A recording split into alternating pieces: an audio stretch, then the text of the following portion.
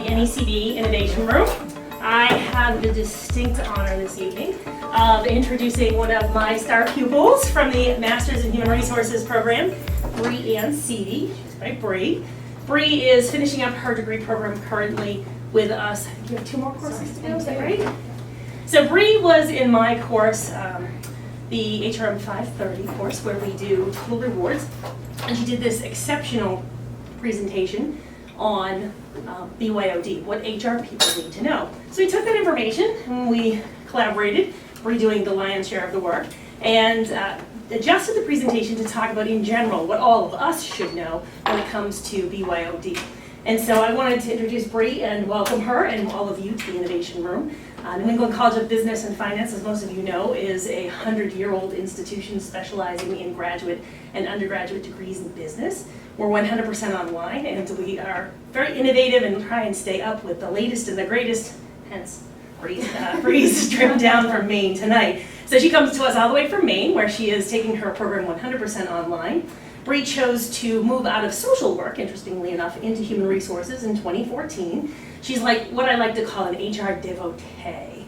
So she's developed a unique interest, being a member of the millennial generation, in the ways that technology and engagement intersect. And so this was a natural topic for her this evening. So without further ado, I'm going to give you Bre. We're both going to have a seat. I encourage people to ask questions in the audience, and of course those of you here present on campus with our fabulous mocktails and cheese and crackers, feel free to get up and get what you need, but ask questions. Bre? Thank you so much. You're welcome. Thank you for the introduction, and I would also like to thank Lenny Santacola from World at Work for taking the time to interview with me about some of the things that I needed to know about comp. And I also want to thank my classmates, Lisa Harris and Rosanna Valentin, for assisting me with IT interviews.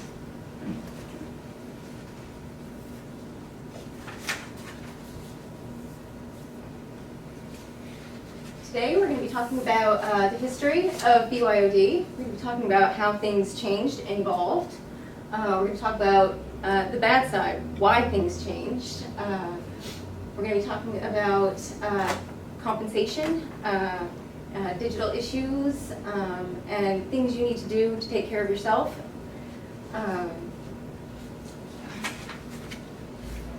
BYOD stands for Bring Your Own Device, and it's basically when people use their personal device, their laptop, their tablet, even their watches, for business use. And well, one of the things I think, when we were talking about BYOD recently, we were talking about how we take for granted, in Bre's generation in particular, that smartphones are the thing. And that's not actually true, that smartphones today are pretty popular. I think the number that we had come up with was, what was it, 61% of all Americans own a smartphone today. Now that's up from 2011, up from just 35%, so we've doubled essentially. So there's been some big changes in what kinds of devices people are BYODing with. yes, 85% of people aged 18 to 29 own a smartphone, and over 80% of college graduates of any age own a smartphone now. Probably not surprising. The younger generation is definitely more in tune with technology. So Yes, once the users were able to access the internet, they all of a sudden began wanting to use their phone for work. And employers wanted to allow them to use phones for work. At first they started providing the phones, and it got kind of tedious to carry around 2 devices. So we can all remember those days. You can't maybe, but the rest of us can. So they began asking. Oh, we're not that old. Oh, fine. So they began asking to use their own phone, and employers began allowing that, and pretty soon everyone was getting drunk on BYOD. In case you haven't noticed, we have a definite theme going tonight. Yes. Right? So we're in spirit. We're having cocktails here. It's a cocktail hour here in the East Coast tonight. So because of the the newness of this technology and the newness of BYOD. And at first, everyone was using their Blackberries. And Blackberries were highly secure, everything was encrypted. There was very little need to regulate it. So there was not a whole lot of thought given to compensation. To BYOD. Yes, yeah, thank you. To rolling it, yeah. So I saw Paula nodding her head to Blackberries. You remember Blackberries? I do. Some of us If remember. I may say, my sister-in-law, I have a I can't friend say who's where a she works, Blackberry. but for a bank, still For a has bank. no, still has the bank issued Blackberry. Blackberry. And they make her Interesting. use that. I have a friend who's a government-issued BlackBerry. Government. So that's interesting because that goes back to what you were saying about them being the most secure. So Yep. interesting. Now, so It gets lost everywhere because it doesn't have the GPS. GPS on it. I'm like, Oh. how do you use this thing? Yeah, not terribly popular with the younger crowd for sure. Yeah. More if you're forced. I don't know many people who opt for that on their own. As the taste for Blackberries began to fade, iPhones and Androids became the drink of choice. And so with all of this, they're switching over from Blackberries to iPhones and Androids. 50% of employees are transferring their work files to their personal device with or without company approval. And 20% of those people are doing it knowingly that their company will not allow it. Mm-hmm. So there are, it's more than just iPhones and Androids. There's tablets, wearables, your watches. Sure.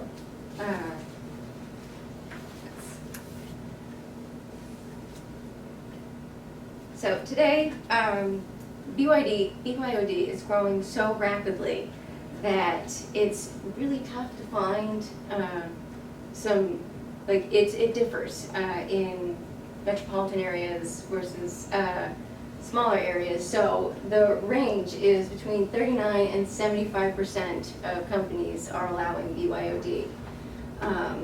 And an interesting fact, 86% of all phones that are used for work purposes are BYOD. So only 14% of work phones are company provided.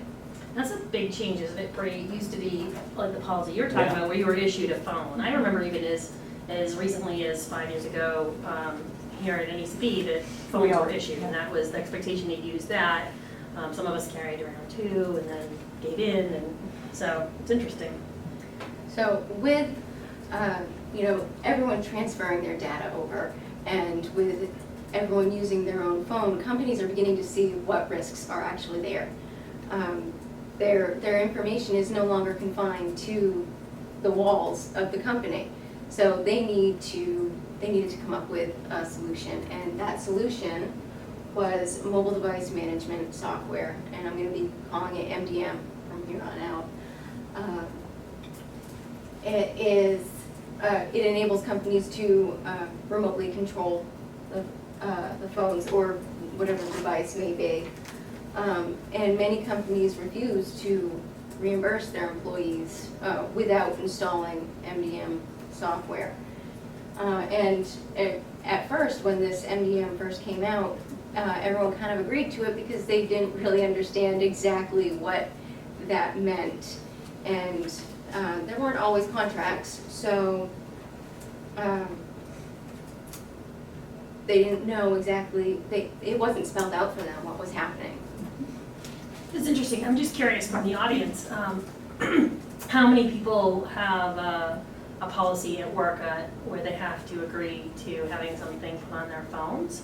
I see, okay, to use your phone for company business? Well, you NECB people should be raising. Of course. Yeah, they, so it's interesting that more and more companies are starting to do that. I have a question. Yeah. If you send a text message, that's not encrypted if you're on an iPhone, right? No. Okay, but if you were on a BlackBerry, it would be.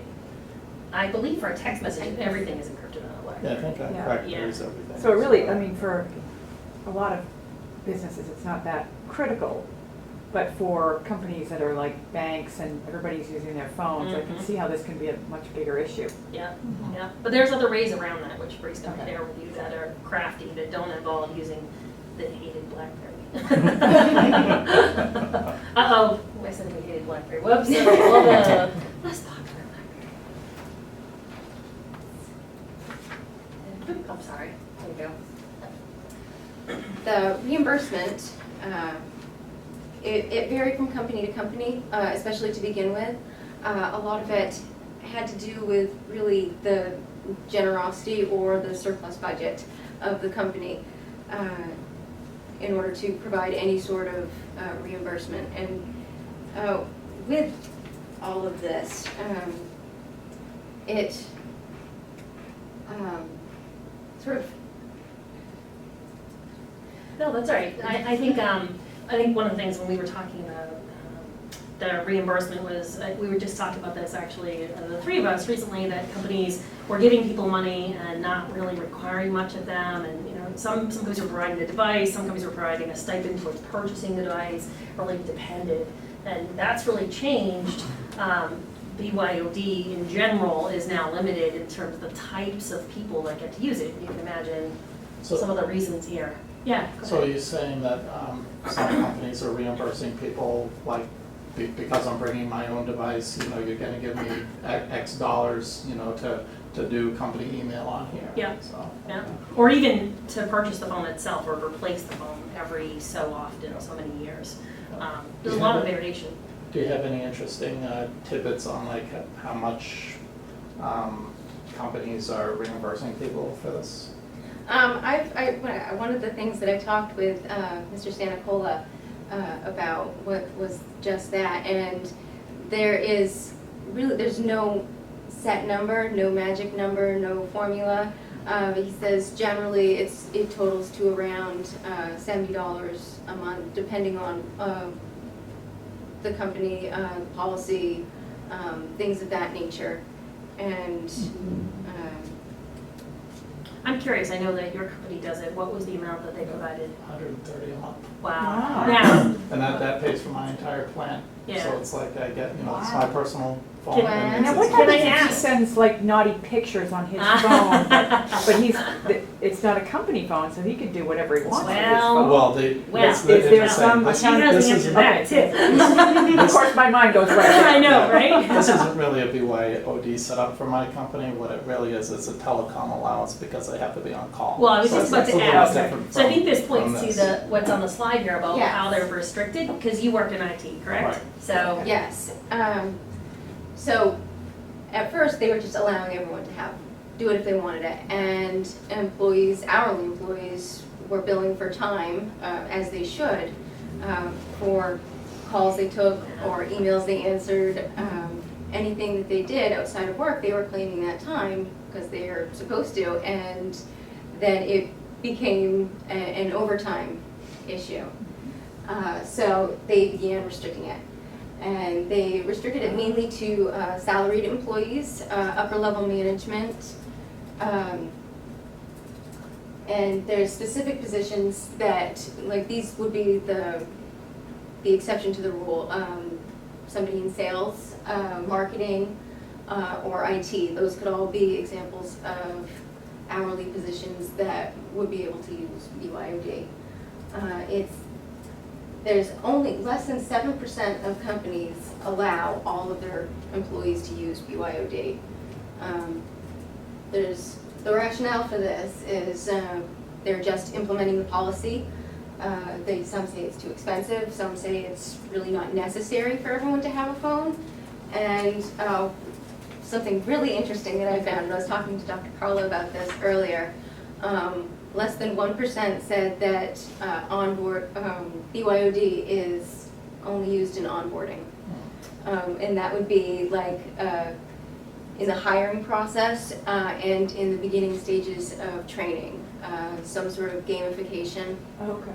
if you have any experience with gamification. So, excuse me, Yeah. just a clarification on that, Bre. So when you say onboarding, so that means that people are not being trained on how they should or should not use their phone if they are using their private phone, or how are they doing it in that respect? Is it just being glossed over, or? So I think what she meant by onboarding is that more and more now, you know, when you go into a site, sites are typically mobile enabled now. In fact, Google recently, well, not that recently, a couple months ago, made an announcement that if a website is not designed for mobile, to be mobile enabled, that the search, it's actually going to come up lower on search results. So interesting, you think you're searching, you're getting all the same results on your phone and you're not. It's not mobile enabled. So what she's talking about in terms of onboarding is companies using the mobile device for people to do the new hire process. So you've been hired, I'm going to have you fill out your paperwork on board. I'm going to have you do your employee training, you sign your employee handbook, and you go through the policies and procedures and things of that nature that way. So the question you're asking, though, on training, I think is Merritt's maybe talking about in a bit. So I'll remember and we'll come back to the question about what our company is doing in terms of training, because it's a good question. So with all of these problems that we're talking about, BYOD is becoming a very large and ugly fly in the drink, and employees are asking for a new one. So some of these reasons are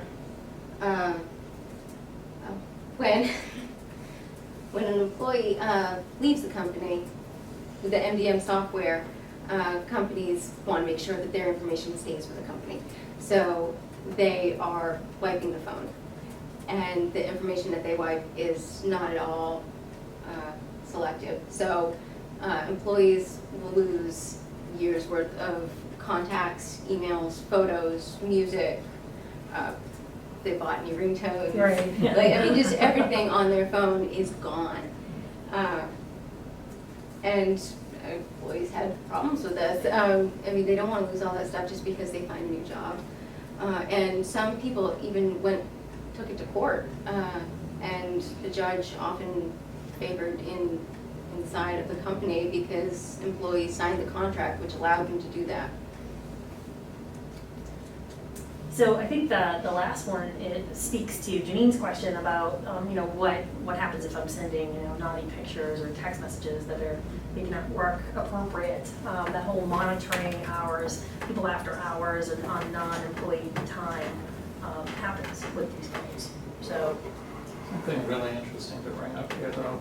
So my last company wanted their employees to put email on here, and they said, basically, if you put email on this thing, we can completely obliterate and remote wipe your phone should you leave. Yeah, that's what we're just talking about. And me being the pain in the neck that I can be, half the times like yeah, no, never do that. So silly. I said like, no, I won't put the email app on here. I'll just use my web browser Yeah. on here, and I can Right. still get my email. So And that's what I do as well. That's It's what wiggled around it. certainly a little works. bit, Yeah, an option. kind of interesting. Yeah. So another thing with the MDM software, it completely encrypts the phone, and encrypted phones need very long passwords. And this creates a problem because imagine you're on vacation and you see your daughter playing on the beach in the sand. You want to take a picture of her, but you have to punch in a 15-digit passcode just to do it, and then suddenly the moment is gone. All been there. Yes.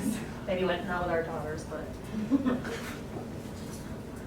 Hold on one second, Bree. The PowerPoint is stuck. Oh, okay, that's good. So let me try this. Try it again? Now try it again. There we go. Okay. It's good.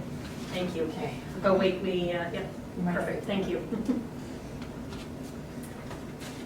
So that's the whole issue of privacy that you brought up, Janine, we're going to talk about now. Okay. Yes. With MDM, employers can see everything that you do. They see your social media updates, your posts, your tweets. They can read your text messages and your emails. They can see your photos. They can see all other app activity. Sounds like the NSA. Seriously? Yeah, Now, Yes. one thing that should be noted, though, and we looked extensively at a list of, I think, 50 plus different MDM software providers, that every provider is different, but these are basic things that almost all MDM providers can do.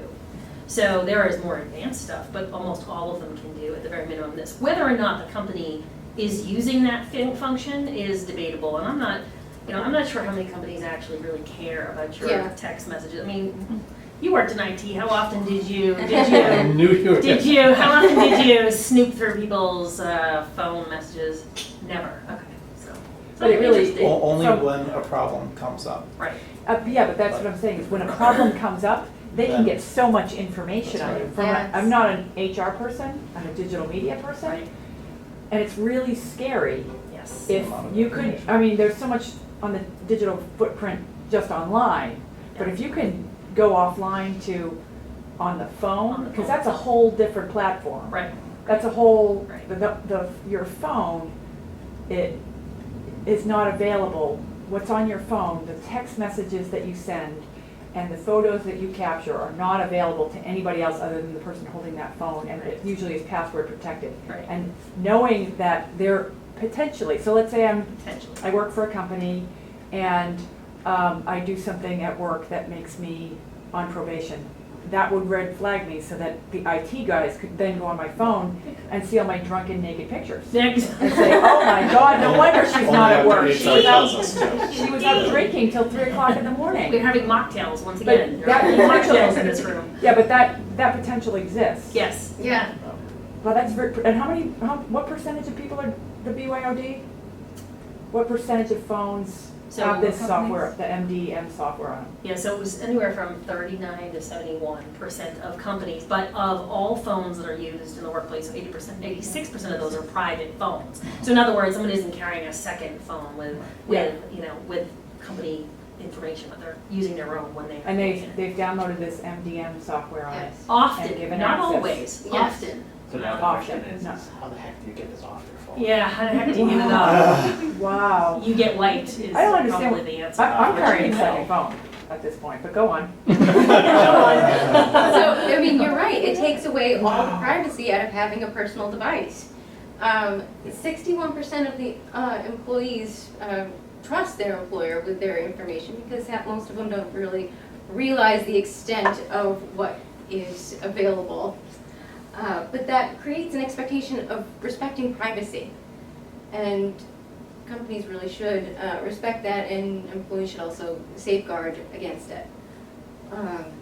If there are serious concerns, you could consider speaking to an attorney.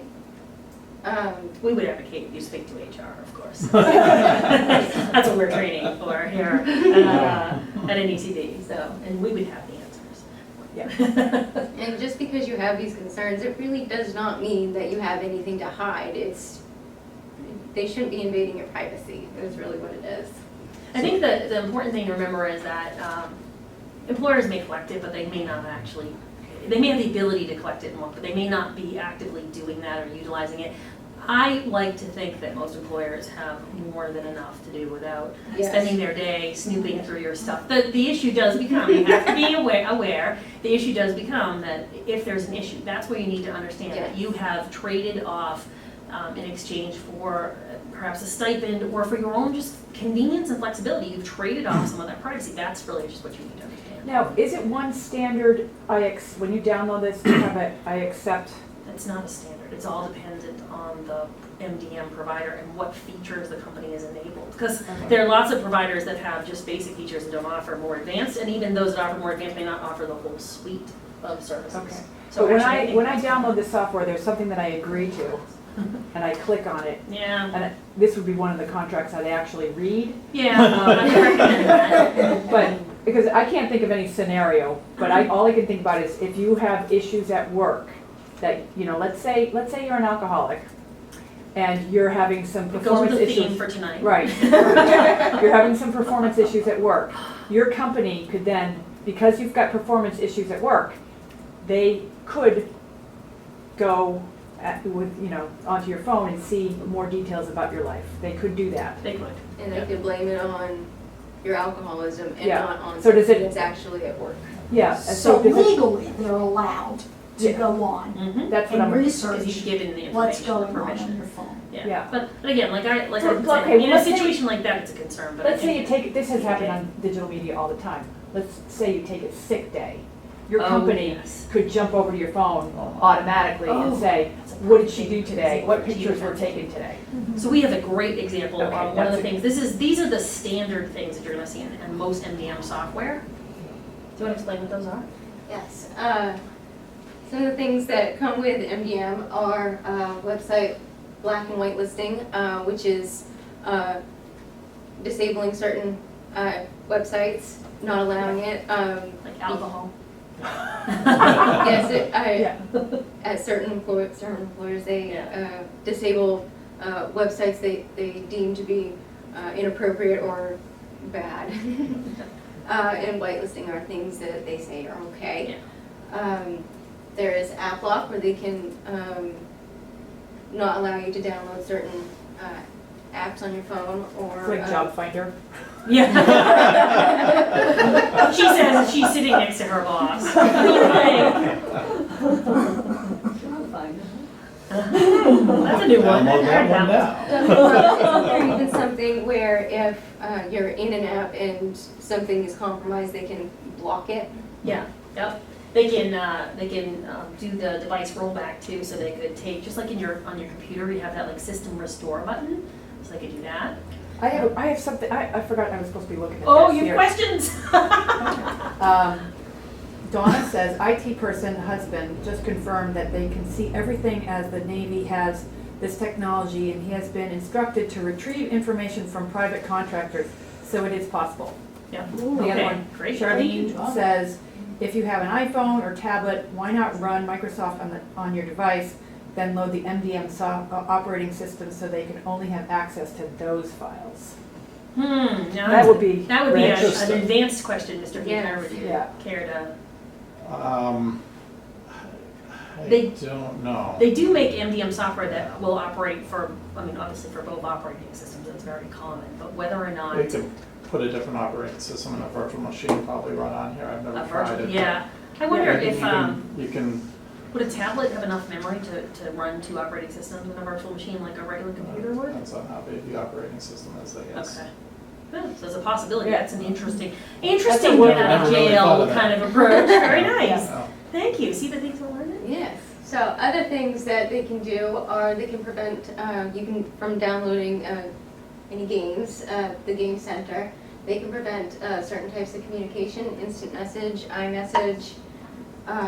They can push enterprise apps onto your phone, which is basically once you sign an agreement and give them your yes, once you give them your ID and passcode, they can put whatever they want on your phone. So they can push them onto your phone, apps onto your phone without your permissions, basically. I think it's important to note the types of apps you'd probably see. Can anybody want to guess what apps you think they put on there? Probably not the job hunting one.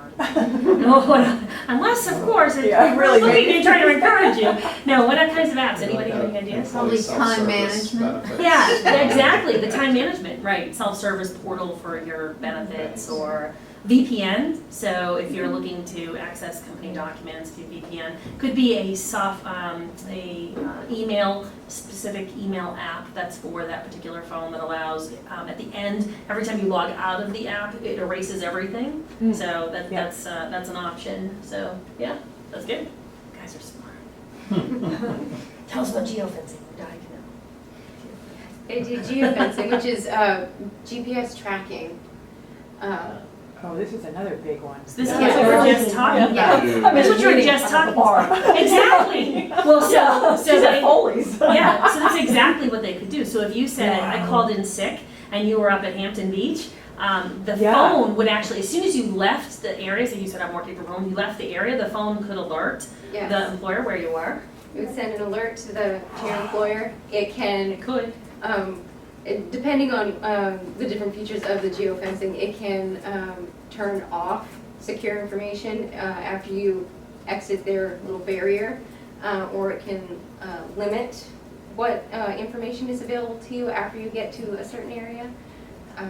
It's kind of a cool tool though, and think of it like on the positive end. Think if you're Larry the cable guy and you're running around installing cable at different homes. So when Larry leaves his house in Peabody, Massachusetts, and drives to the Boston area, it will log him in when he enters that geofenced area of his district. So he gets paid from the minute he gets there because part of his job is driving. So instead of relying him to go ahead and manually do it, it takes care of it for him. And just like when he leaves the area for lunch or some other reason, it logs him out. So I mean, there's a huge convenience factor Yes. there, which is nice, Absolutely. right? So, and would be But, I appropriate. mean, this is for work purposes. Yeah. I mean, the funny thing is, we're talking about using a private device for work purposes. Yeah. I think we should not forget that. Yeah, I mean, and basically, those are my resources that I put at the disposition, then therefore, of the company. yeah. So we have to decide whether we're okay with that. I Right. guess we're okay with it if we don't want to carry around two phones. Right,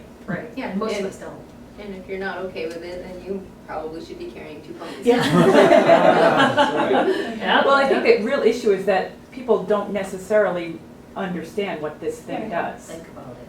Right. Right. Because we just all click on the accept. I mean, I would have downloaded this and, you know, without even reading any of those. I never read those contract things, so Yeah. this is Your just iTunes surprising. update. It's like your iTunes update here, right? Yeah. There was a joke recently that like at the bottom of that is, you know, you sold your soul to the devil when you click that. And, Yeah. you know, he shows up and he wants it and you're like, you agree. What? I didn't read that agreement. happy. Yeah. So it really makes you think, is that $50 a month Worth it. reimbursement Yeah. worth it in the Right, end? right. Yeah. For the privacy that you give up in Yeah. order to be able to have the convenience Right, of checking emails right away.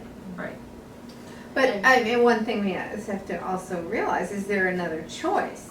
Because since we are now expected to have access to a phone and the companies are not using, supplying the phones, well then where does the phone come from? Forcibly, then we have to supply it. So, and that's the interesting conundrum, which you're skipped to the very last slide, Michelle. Yeah, sorry. Which is sort of what is going to happen in the future about, about how people are gonna work and where devices are gonna come from. So, we'll talk about it. Companies were faced with the choice of fixing it or getting rid of BYOD. And just because one ingredient is sour doesn't mean you get rid of all of it. In So, fact, sour is what makes them for some good drinks, sour mix. yes. So providers began working towards innovative fixes. There's cloud-based apps which are able to section off areas of the phone. And that app is the only thing that requires a long password. It's still encrypted, but the rest of your phone stays free. So there's really no need for the employer to monitor everything that you're doing. It will send a notice, an alert to the user that there is an email or a message or a call or something of that nature. And so it will prompt the user to punch in their passcode and look at the app. And the great thing about the cloud-based apps is that once the user exits the app, all the information is burned, it's wiped clean. So no information, no company data, nothing secure is ever stored on the employee's phone. And another more palatable approach to this is mobile app management, which is in a very similar vein. They do app wrapping, which Dr. Carla knows a little bit more about than I do, but basically it's Only a tiny bit, though. it's where they take tiny multiple apps and they basically wrap them in security to make so that the employee can download what they want without having to worry about infecting the company's application. Yeah, so basically the difference between these two is where the sectioning, what controls the sectioning off or the wrapping or the division of the data and information. So whether it's done at the cloud level, in the storage, or whether it's the app itself that handles that, it's really just a matter of, and this is, app wrapping is an advanced feature of an MDM software. So I think when we had looked at it, we looked at a great list, had 51 companies on it, right? And, Yes. And I forget, what was the number that people, but this advanced feature, which I think most of us would agree would be preferable. If you said to me, you're gonna use your phone for work, great, we're gonna download this MAM software and just wrap up these 3 apps, say like VPN and your email and maybe one other thing. Would that be okay? And then you're just gonna delete that or remote, restore to a previous point where that software wasn't there just for that part, that would be okay. So, but how many companies actually, when we looked at that list, do you remember how many actually It was had? only 6.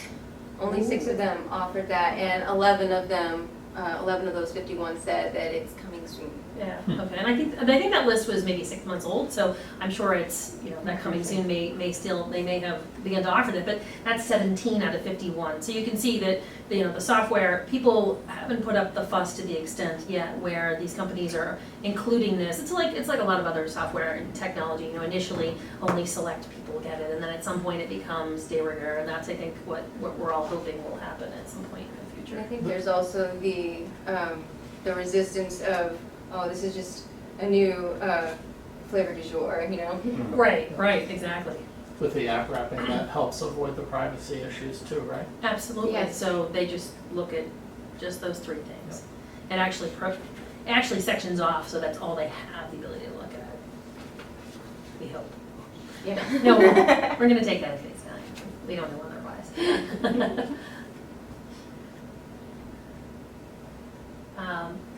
I can't move forward. Can you move forward, Janine?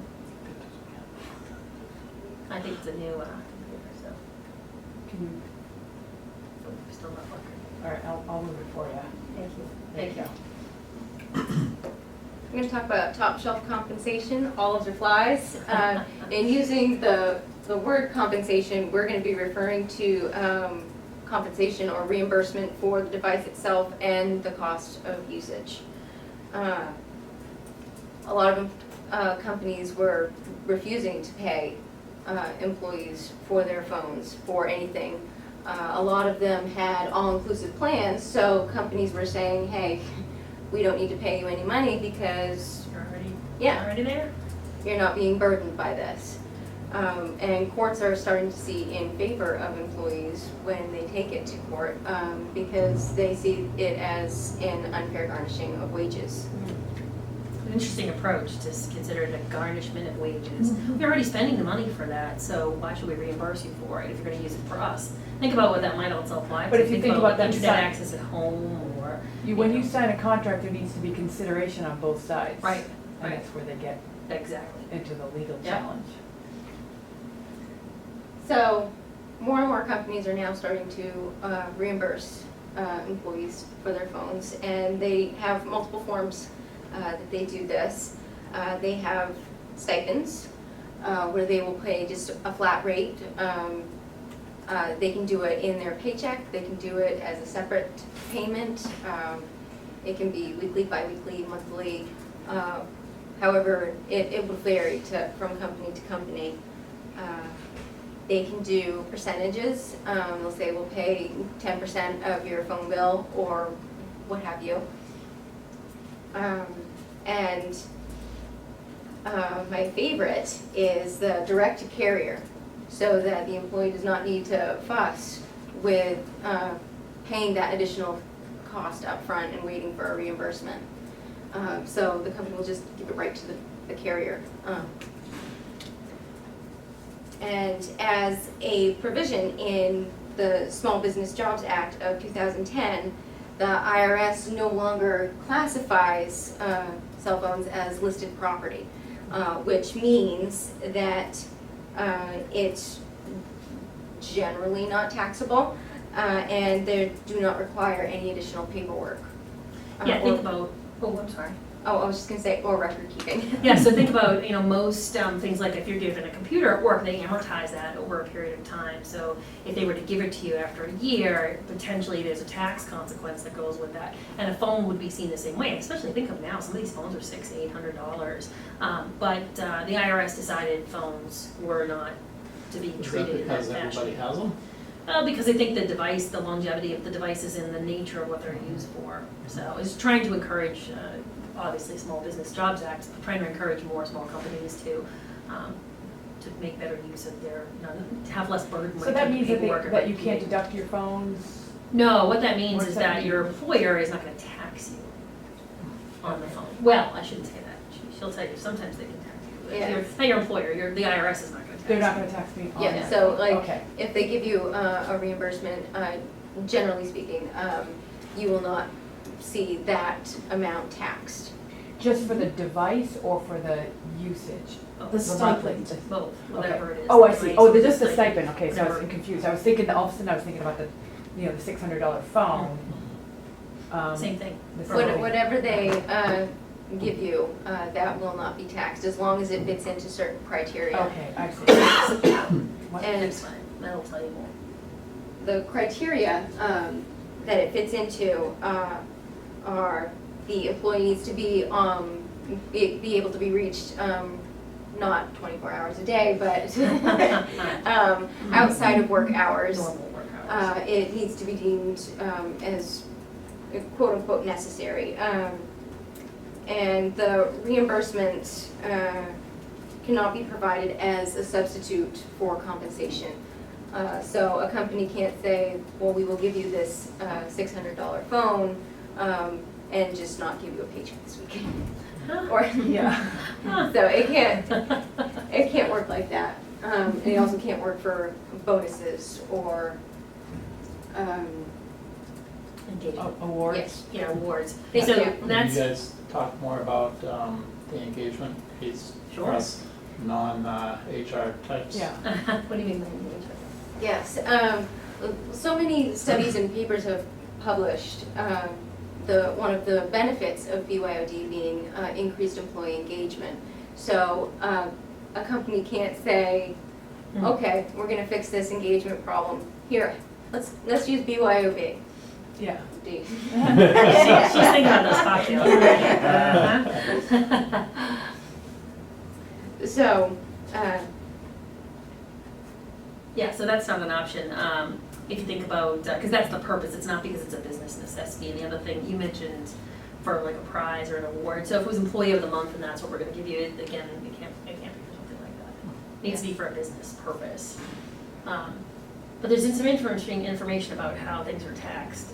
yes. Lenny Santapola from World at Work, when I was speaking with him, he helped me understand that there are some times when you can be taxed for this, not just for, Yeah, the different classifications that we're Yes. talking about, business use and all Yeah. of that, or being extravagant. So, if a stipend is processed a certain way at payroll, it could potentially be taxed for you and for the company. So if you guys think about it, when you you submit an expense report, you're not taxed on what the company then pays you, even if that's put in your check. But if it's not coded properly, or if it's just added to your paycheck as compensation and not coded as an Yeah. expense, Yeah. and you could be taxed on it. So it just depends on how the company approaches things. It really shouldn't be doing that. It's not a fringe benefit. It really is supposed to be it's no different than reimbursing for, I don't know, you bought, a new computer, or you had paper, you had to get some printing done or something like that, so. Or mileage. Mileage, exactly, There was an same example way. where my mileage reimbursement was processed incorrectly and I was taxed for That's that. still not, yeah, that's a great example. Yeah.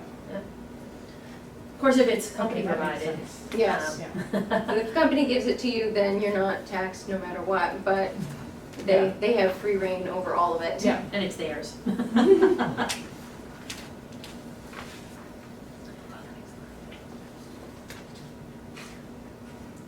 Okay, oops. All right. Where is my? There we go.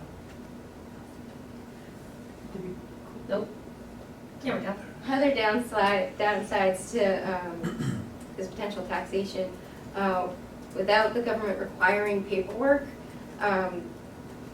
policies and requirements, they can vary significantly from company to company, and this lack of consensus sheds little light on what best practices will be for the whole process.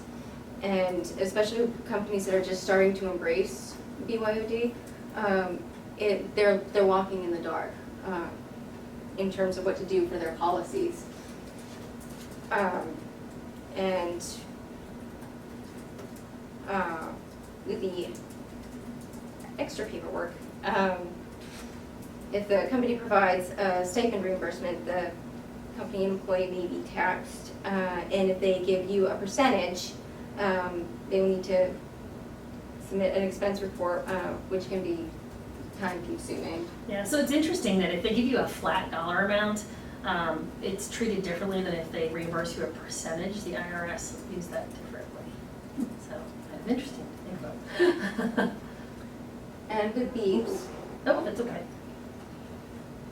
with the lack of regulations, companies have a lot of wiggle room to insert sort of gotcha stipulations into their BYOD policy, which can leave the employee on the hook for covering the entire cost of the bill if they don't follow it exactly to the letter.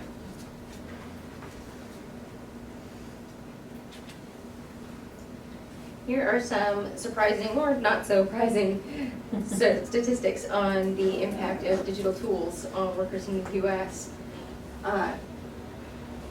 Nearly half of the employees who use online and digital tools, 46%, say that they feel more productive, and about 4 in 10 say that internet and email on their phones gives them added flexibility in the hours that they can work. 35% of employees are working more hours because of these digital tools. And 61% of employees are working while they're on vacation. 17% say that the reason that they're working on vacation is because they can't stop thinking about work. And 38% feel that they're the only ones that can do it. They don't have a backup. Well, and I think that's a really good point about not being able to stop thinking about work. I actually left my phone home today. So someone had to bring it to me. I can't tell you, it was traumatizing, truly. No, it was, I felt completely disconnected, like there were things that I needed to do that I wasn't doing, and so it's the same thing, you're on vacation, or it's the weekend, or it's the evening, and that's there, and you're constantly checking it. And so it doesn't surprise me that, well, it surprised me that more people think that they're working more hours than just 35%. Yeah, because if you're on vacation, your emails are still coming in, Oh, you're yeah. on vacation, and you see that one, you're like, oh, it'll just take me 2 seconds. Right. And if it's a work phone, you might leave it in your hotel room. Mhm. But if it's a personal phone, you're gonna take it with you, so Yeah, you take those I'm pictures. surprised, yeah. Yeah, me too. I thought It it was really- it was less than what I expected, but Well, it definitely Yeah. having the device, even if you're not working more, it's harder to disconnect and unplug when you're away, because you're thinking about the fact Yeah. that even if you're saying I'm not going to check it, you're thinking about it, because every time you open your device, there's a little icon that says you've got Yeah. more work emails. Well, it ties into that session that we had with Selling Your Soul. That's that right. It was like the anxiety you get Yeah. from not having your phone. Phone. And now the anxiety is even closer, because your work is on your phone Right, too. right. It's not just your personal stuff. Yeah. You feel like, oh, you know.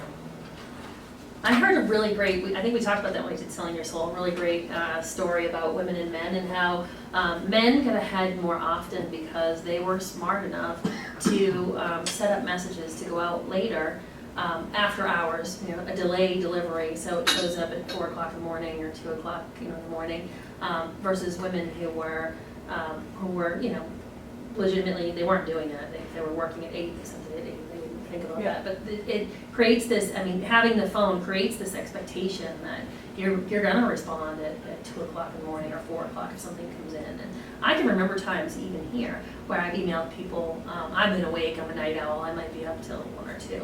And I've had people respond many, many times. In learning especially, I've had people respond in the past. Yeah. So it's very interesting. Deborah responds pretty late too. Perhaps they're all light owls, like I am, but perhaps not. Perhaps it's just this expectation, Yeah. right? So, I'm feeling like this is not a good thing, just No. kind of FYI. no. And so Even this though is I'm why a worker, and I mean, I work yeah, me too. I work when if I work constantly, but I still don't like the privacy of this. And I also recognize that there are times when you have to leave your phone at home and just Yeah, Unplug. yeah. unplug. So this is your digital hangover. Yeah. Go next level. My screen is really dark, I don't know why. So BYOD is not a magic potion. It cannot cure all that ails you or your company. Too often companies will implement BYOD, as I mentioned before, to address an engagement issue or to attract new talent. And while this is a benefit of BYOD, it's only to a certain extent and it can't save the world. The policies are going to vary from company to company, and until some best practices get laid out, it's going to continue that way. And what is enough, I did a whole bunch of interviews for this, and what I found is some companies say, just a little is enough. But there are certain industries, like the healthcare industry, where they need to remain HIPAA compliant.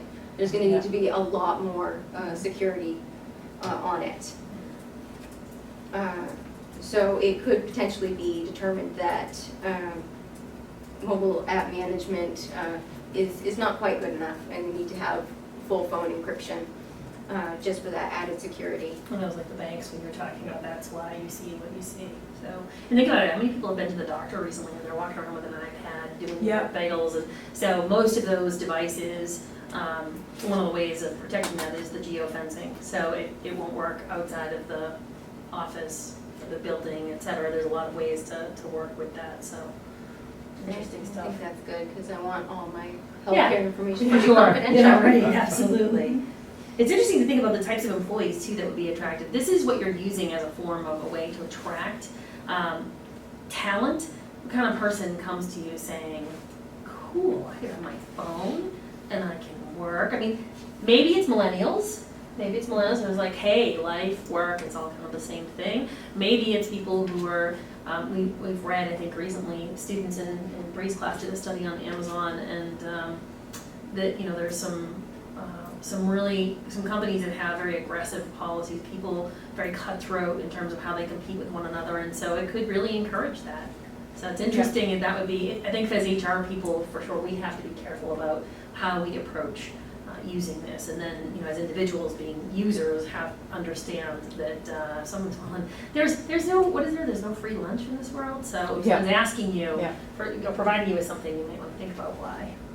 So what's good for one company may not be good for another, and regardless of what it is, if it's poorly planned or rushed, it's not going to taste good. That's right. So things that we can do to protect ourselves from a BYOD hangover. We need to read the ingredients of your BYOD policy. You need to ask many questions, make sure you thoroughly understand it, and always get a copy in writing so that you can look back and refer, am I allowed to do this? Or know what is expected of you. And so as HR folks, we have to make sure we understand this topic, which is why this whole thing came to be, because we were saying it's important for HR people, but I think all of us, it's great advice, make sure you know what you're signing. Exactly. Don't sign your soul away in this thing. Yes, and BYOD policies should never be a handshake agreement. Absolutely never. It always should be in writing, and it should be a signed document that both of you have. But now, I believe, Rich, in your previous company, that was not the case, right? There was no written policy, it was a no written policy handshake. at all. It was, here you go. They provided the stipend of it was like $120, $130 or something. And the only verbal expectation was you need to pick up the phone when it rings. Yeah. Nothing else. Nothing else. Wow. So, And did you have to put that MDM software on it? They tried. no. Yeah, they tried, but he said no. I said no because I wasn't willing for them to remote wipe, and there was no written Yeah. policy anywhere about it. Because they don't take out your picture So, if they remote wipe. All So you kinds of change your things. phone, you change jobs and you lose all your Yeah. pictures. Yeah. I created a world of workers when I said no. Need to know what your limits are, know what apps and sites and so forth that you're restricted from. You don't want to make a mistake with the gotcha policies that I was talking about. If you accidentally stumble on something or download something that you weren't supposed to, you need to know. Find out to what degree IT will support you and your personal device. So if your IT department only knows how to work on iPhones and you have an Android that breaks down, there's going to be you're going to be limited in what you can do. Even just to install the apps or how to get things to work properly. It's only, I think, recently that most companies that have BYOD understand you need to have tools that work for Blackberry, for Android, and for iPhone primarily, right? So it used to be, oh, we only do X, we only do Y, so now. And I have read about Apple and IBM sort of joining forces so that things can be a little bit more compatible. Yeah. It is very important for you to take care of yourself. With BYOD, the expectation or the implied expectation is that you are on call 24 hours a day. Answer it when it rings. You need to set your own last call. You need to say, hey, I will not be available after 11 o'clock or whatever time you decide. You need to set a limit and stick by it.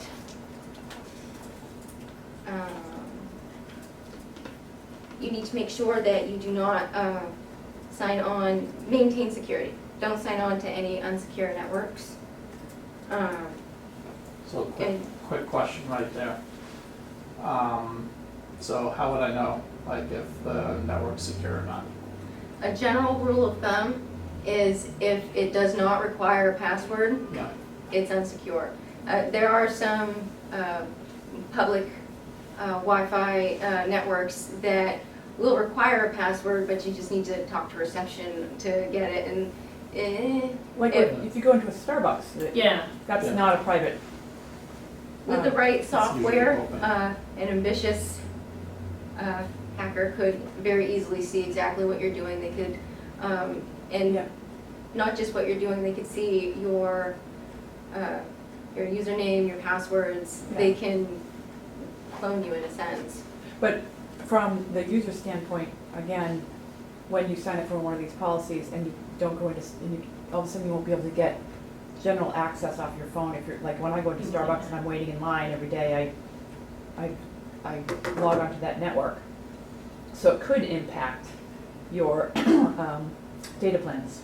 Yeah, right, that's a great point to me, because if all of a sudden you're on your data plan versus you're using the Wi-Fi, you may not realize you think you're logging into the Wi-Fi because you've always had it that way before, but sign up for MDM and all of a sudden, you don't realize because you don't check, it just automatically normally does it, and all of a sudden you're overrunning your data. That's the most common place where adults find that their bills are not what they expected as data Yeah. usage. So a lot of statistics on that, so. And depending on the level of security, the secure information that your company has, if they really do not want you signing on, they don't want to take that risk, that's when they might boost up their compensation for a reimbursement for the phone. So that they will give you an unlimited data plan so that it will completely negate the need to sign on to anything unsecure. Makes sense. And so I think it's one of those things, I looked at this when we were going through this before we started tonight, and I thought, well, who cares? Security and data safeguard is not my problem, really. If you give me permission, that's kind of your problem. And you have to think about the fact that it's your phone. So Yeah. it's just good practice to do these things so that your own information isn't taken, because a hacker is not necessarily going to say, well, I think I'll just look at the company data. Yeah. You know, they're gonna want to see those naked photos that you mentioned. Naked pregnant photos. So it's all good policy in general. You went there. I did. Other things that you need to do to safeguard the data is if you're going to transfer files from your work to your phone, you should store it to a company cloud instead of personal cloud. you should not be reproducing or copying any of your work data without explicit permission. And one thing that not everybody knows, and this is very important, in the event of an investigation, whether or not you have mobile app management or one of the newer things, your phone could be confiscated in an investigation. I thought that was really interesting. So here, our policy, and I didn't sign up, but actually our most recent employee handbook is very clear that if you're using your phone, I have students text message me all the time, that even though I didn't agree to be compensated, and even though I don't have any apps for the company on my phone, I'm just using the regular web browser if I want to look at email, but the students are text messaging me directly, they still have the right to take my phone and look at it if they want to go through that information, even though I haven't signed up for it, because I have, by consenting to allow students to text me, I have created some sort of an expectation that my device is partially work-related and that they're allowed to do that. So it's important not to just look at your BYOD policy, but to think about, those of us that think we're creative and we're gonna get around it, remember that there could be other things, just like the expectation of privacy. If I give you access to my personal data, I expect the company to maintain that privacy. My personal data gets out because of your system failed, you're on the hook. Same thing goes the other way around. So we can go to the next slide. Another way to protect yourself from a BYOD hangover is you need to know the potency of your device's encryption. Contrary to common belief, there are varying levels of encryption. Some things, like Skype, for instance, is only encrypted in transit. So you need to know, like, there are questions that you can ask are, can the encrypted device verify the identity of your contacts? Well-encrypted software has built-in features that either manually or out-of-band will verify the identity of the contact before the message or call will be passed along. Sophisticated stuff. Yes. You want to know if the provider can read your text messages. Encryption for privacy and confidentiality is really kind of moot if the provider can read it. That's a good point, yeah. Not only does that leave you and the company vulnerable to the providers viewing information, it makes it that much easier for a third party to hack into things and look at it if in the event that, sorry. You also want to be sure that the encryption keeps your past messages safe and information safe in the event that your device is stolen. It's important that the code is thoroughly documented of your encryption and that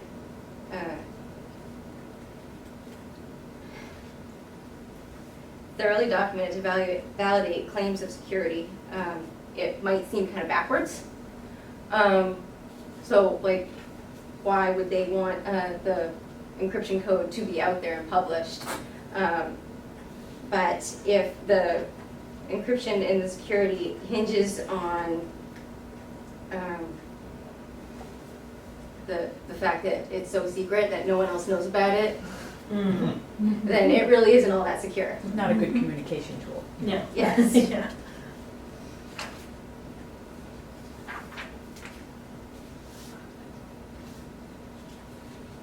So this brings us to the fabulous question Michelle had asked earlier, and so really we started to talk a little bit about BYOD as a tool for attracting millennial talent. And Michelle refreshed my memory about your question because I said, we're gonna get there. Oh, I know, it was the second one, the future of BYOD versus company provided devices. So this is a question that we talked about. There's not really an answer to this, but you did some research. I did, and it varies from company to company. Some companies have no desire for BYOD to become widespread throughout everywhere. But for some, organizations, it is a very real goal for them. Yeah, I think it'll be interesting to see what happens. I think that in the future, there's a lot written out there where people are saying, give it 10 years and you won't, not only will a company not provide you with a phone, they won't provide you with a computer, you will use your own device, and everything will be through VPN. Everything will be mobile app managed or you know, sectioned off, and parts will be wiped. And think about it today, we have people here in the college especially who are, you know, very fond of their iPads or using a Mac. And it used to be that companies would say, no, everybody uses X, this is the way we do it. And IT very much, not to pick on IT, but they wanted things to be simple. They wanted to have one device to support, you know, one set of risks to manage, and users are pushing back. So there's the good news is that, you know, if you work at a company, you may be able to use your Mac instead of, you know, the horrible The company issue. whatever it is. Yeah, exactly. So you can have all the bells and whistles you want as long as you consent to certain things. That's becoming more and more popular with millennials because they have, you know, definitely have, you know, have interests in you know, having things be a certain way. And so I think it'll be interesting to see if that's the way we're going. Think about what's happening today, how few people, when you buy a computer now, most people are, they're even set up now, Windows 10 automatically has apps for Dropbox. They're expecting you, they're giving you all kinds of storage, but they're expecting you to store this stuff somewhere else. It's really not about that. What they're focusing on, storage is cheap, they're focusing on providing you with memory and speed. And so much more of this stuff is living in the cloud. If someone had told me 10 years ago that I was going to store all of my personal files on the cloud somewhere, I'd have told them they were high because I said, are you crazy? The security, how, you know, no, I want it backed up in 27 places. Well, now it's backed up, It's it's safer on up there. Dropbox, exactly. And so there's a lot of people out there who believe that it's a matter of time. Now, us HR people see the potential for massive amounts of abuse down the road, especially with regards to people working 24/7 and people being burned out. So it'll be interesting to see whether or not you start to see state laws emerge around these issues about what you can and cannot do, requiring people, it's like uniforms when you work in specific industries. Companies have to provide uniforms to employees. They can't force you to go out and provide your own in many instances. So is this part of sort of your uniform? If this as a tool for employment, if all of a sudden I'm not providing a tool anymore, are you an employee? Are you an independent contractor? It raises all kinds of issues. So there's some serious things that have to be worked out, and I think legislation will probably, there'll be some court cases like she's already mentioned that will start to set the tone for how this plays out down the road, so we only can watch. The best thing, I mean, we all enjoy the flexibility, those of us that, you know, use our phones or other devices for work. The best thing I think that we can do is to, you know, protect yourselves, understand what you're signing, what you're agreeing to, you know, what the risks are, what you're giving up, and then decide if that's worth it. And today, so many of us just sign and don't think about it, so that's really why we wanted to talk today. But HR people have obviously different concerns around that as well. Is there anything else that you have a different perspective, obviously, as a millennial, so would you work for Bre, a company that said, no, you must use only a Mac or only an IBM, and you may not use your phone, you may not you look at email outside of, you know, any other system except for right here, would that be okay? So, there you have it, folks. This is the perfect answer, so. So I have a question. So, when it comes to BYOD, is it always the option of you could either use your own device with this MDM software, or we'll give you a device? What happens if for companies where the phone is like not even an issue? I use my own phone. I work for the college. Yeah. Yeah, I was So- wondering that, that's the direct play. So when you guys go into just use the web browser route? We just use I the web browser, use the yeah. web browser. Yeah, Um, but I just told but- you that the policy here, companies are wising up to that, and they're saying, Yeah, you whoa, can't whoa, do whoa, whoa, if we get sued, we're gonna confiscate your phone, and because of X, Y, Z, you and a student, oh gosh, who knows, but we're gonna confiscate your phone, because we wanna see the text messages you've been sending back and forth on your phone with this student, and they can take your phone even though you never signed an agreement, and it's your phone, and they're not compensating you in any way, shape, or form outside of your regular pay, whatever you get paid. I don't know, I still see a real issue with this, because there's only so far that an Compliance, employee can program care. impose on, I mean, the employer can impose on an employee. Right. You know, because the thing is There's no that they're consideration asking of that. them to work outside of work hours. They're Right. asking them Yeah. to do a whole bunch of different tasks, which they are not doing in the work environment. They're doing it in their own environment on their own tool.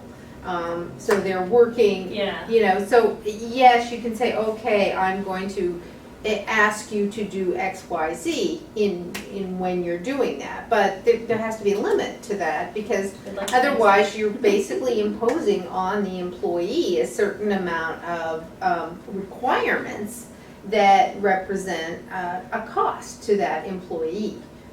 You know, if, for example, I have to buy a computer which is $300 more just to meet the requirements of my company, if we get to that point, then that becomes a kind of a difficult thing. Mm-hmm. And, you know, it's like, I'm gonna give you a phone, but you have to answer the phone. You know, oh, so you want me to work off hours? Oh, well, you know. So I understand all this, but That's why I we think picked it's- the what's the topic. contract? I mean, Yeah, I think this is what's one of going those We're not things where really, the- it's not the even a law uniform, it goes a and lot policy wider has than not caught up to uniform. 2015. No, it's Like, evolving all of a as sudden, we this, speak. this starts happening, and then a bunch of executives and legislators sit down and say, oh, well, how are we gonna deal with this now? And I think that's where we're at. Yeah, I And do the too. IRS is wondering how to manage it, and so you'll Yeah. see how it will change more in the next 5 years. Ironically, the Is my IRS has guess. figured it out. Okay, yeah. So really, it's the rest of us that haven't Yeah. quite nailed all this down yet, so. Well, that's it. I mean, how can I be sued for having not done, protected some content, when if to do that, I would have had to incur a supplemental cost from my own income, right? To be able to have that encryption or whatever. I mean, if that happens. Well, It's then- one thing if the company puts it in Yeah. place and protects their own stuff. Right. So I But think if the I difference am in supposed that to do case, Michelle, is whether or not the employer requires you to be available and use it. So in his instance, his example, he was required to be available. His position, they said, you will be on call. IT is on call. That's how it is. You either want the job or you don't. And so that's what he agreed to. I think in your position and mine, you could make the argument that we should be, but are we? Are we required to be? I mean, there's an app, there's a Canvas app that we can log into our courses for, so we can do our work there with students anyway. Whether you could do the other parts of your job is debatable, but if they require it, there have been cases, she mentioned, where people have sued and said, you can't require me to do X, and then tell me that I have to go and buy this device and do all these other things. Yeah, that's where you get into those, you know, but let's be honest, I can't imagine in the role that I'm in that I wouldn't have access to my email if I needed it on my phone. I just use this other approach, right? I can't imagine telling students that they couldn't call me, which I give my number out on my personal cell phone, because then I would have to just say, you can only reach me during these hours and these days and these times, and that doesn't work in an online Right, calling environment. not at all. So there's there's some great, for It sure. never some occurred to me great- any of this, is Yeah, that I should be worried that they're gonna confiscate my phone. yeah. But I mean, get it does, into it's one of those things that I've always been trained that, you know, I don't do anything bad, but just Yeah, the yeah. thought that they could do that Yeah, right. is enough. I just think about Tom Brady. Yeah, right, yeah, Yes, good point. Good point. Oh.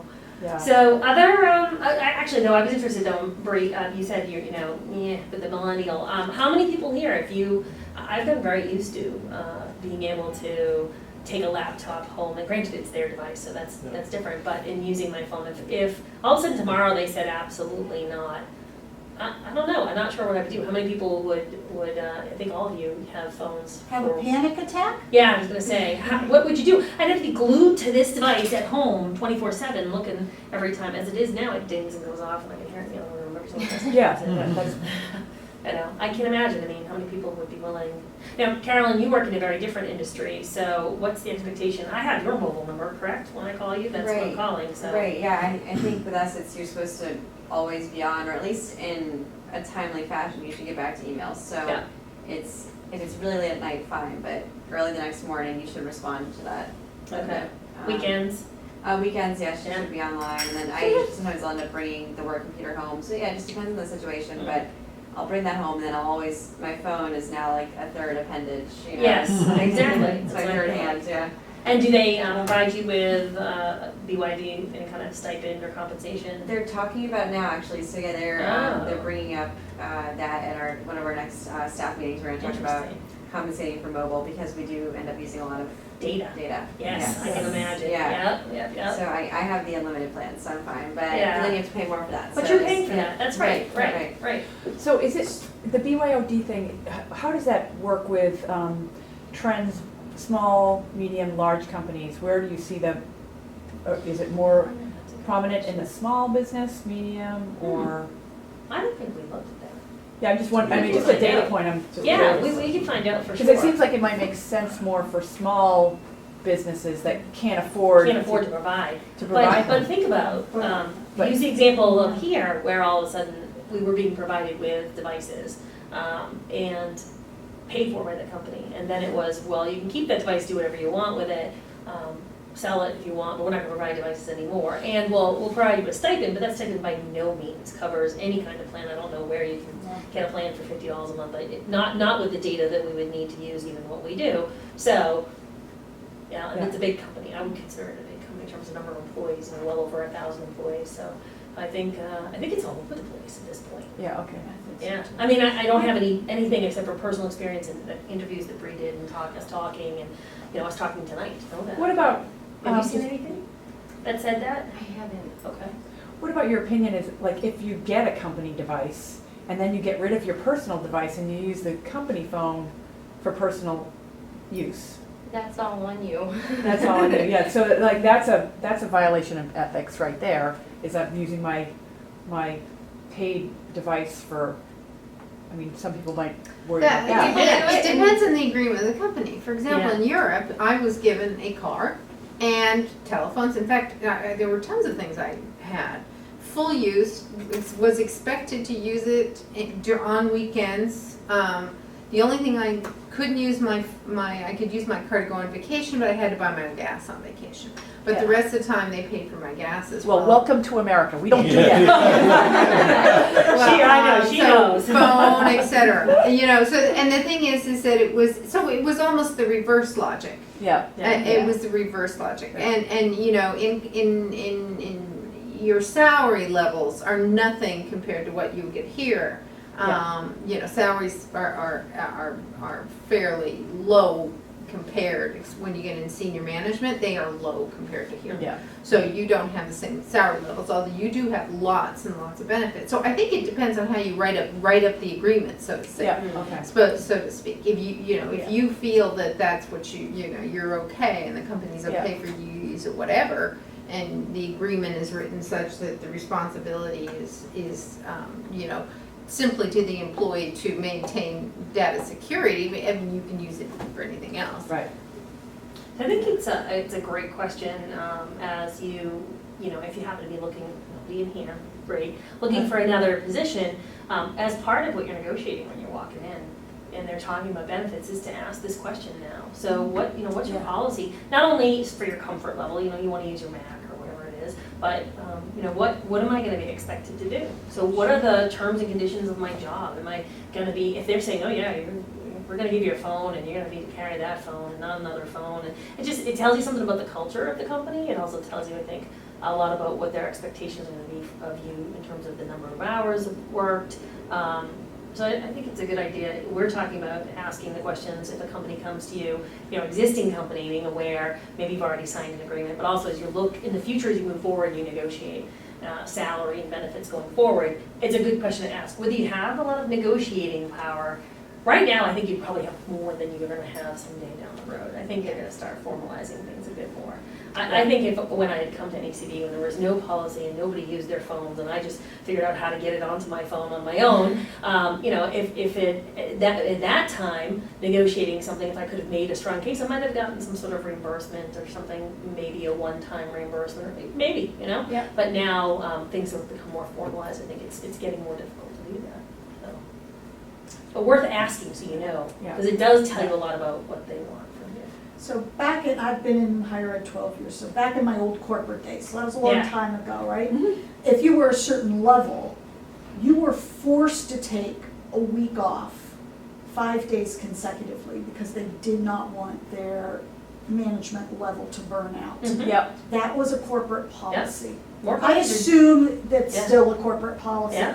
Do you see a day when they're going to do that similar thing about disconnecting? Because right now, how many of us here in this room are ever disconnected from work? We go on vacations and we go to Europe and we take our phones and we're checking emails. I wonder if at some point there are going to be enough studies about what it's doing to our generation, this whole technology impact on your personal lives, Yeah. that at some point HR is going to say, time out, you need a no screen vacation. Absolutely. And those policies are gonna go into place. That hopefully does take place. That would be a very good thing to implement. And you mentioned corporate employees. I was reading something very interesting. The more an employee makes, the more likely they are to work while they're on vacation. If they make over $100,000 a year, 71% of them are going to be working while they're on vacation. There's some Interesting. Yeah. Wow.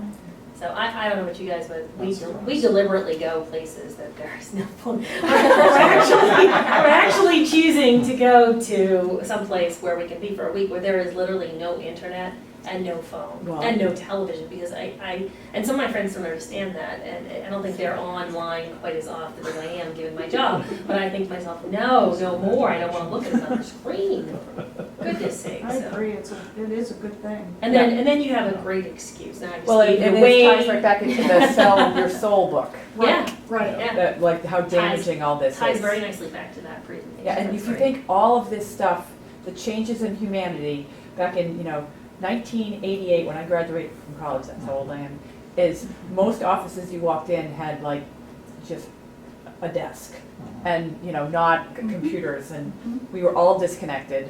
And then 1992, the internet comes along, 2002, we're all so uber connected Yeah. and overstressed and Right. overworked because the technology, you can't escape it. And now they're putting it on the phone, so in 2015, we're on vacation and we can be stressed out. I'm waiting for the day when they microchip us. The messages just get sent directly to your brain, right? Yeah. Oh, Yeah. little joke. Well, this is a really great topic. Yeah, I thank really you. enjoyed it. Thank you very Great much, job. Bre, for coming.